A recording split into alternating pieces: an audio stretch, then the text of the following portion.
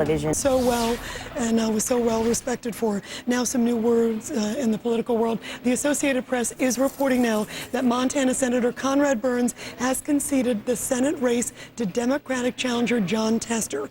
With 100% of the precincts reporting, NBC News has been calling Tester the apparent winner with a 49% victory over Republican incumbent Conrad Burns. It's a considerable upset for a state that gave George W. Bush 58% of the vote twice.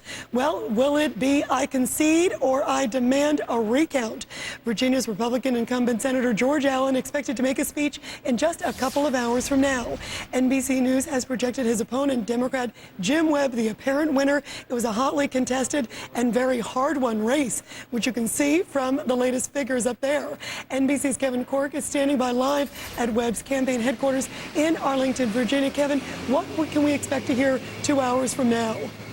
Well, I think you're right on the money. Will he concede or won't he? Everyone I've talked to in both campaigns expect that today after 3 o'clock at that news conference that Senator George Allen will admit that he failed in his re-election bid, and he will in fact concede that he has lost his fight to represent the state of Virginia once again. Now, I caution by simply saying, look, anything can happen. This is, after all, politics. But if I were betting 51-49, it's probably a lot more like 99-1 that he is going to admit that he has been defeated in, as you called it, a very closely contested campaign, losing out to Democrat Jim Webb. Most notably, he picked up lots of votes here in Northern Virginia, where they continue to canvass the election. They're going over the numbers, making sure that everything adds up. But even at this stage, Webb is out in front, Rita, by at least 9,000 votes.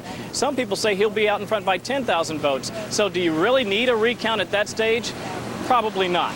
Even though, by law, Allen could certainly ask for one. By the way, the Allen news conference coming up at 3 o'clock, we expect to hear from Jim Webb. His news conference coming up today at 4:15. He's expected to address reporters and celebrate his opportunity to represent the Commonwealth and the Democratic Party, and, of course, the country at large as a United States Senator. That's coming up later this afternoon as well, Rita. You know, and Kevin, real quick, is anyone talking about, you know, if Allen does indeed say, look, I concede, what's next for Allen? Because there was so much talk about him even running for president.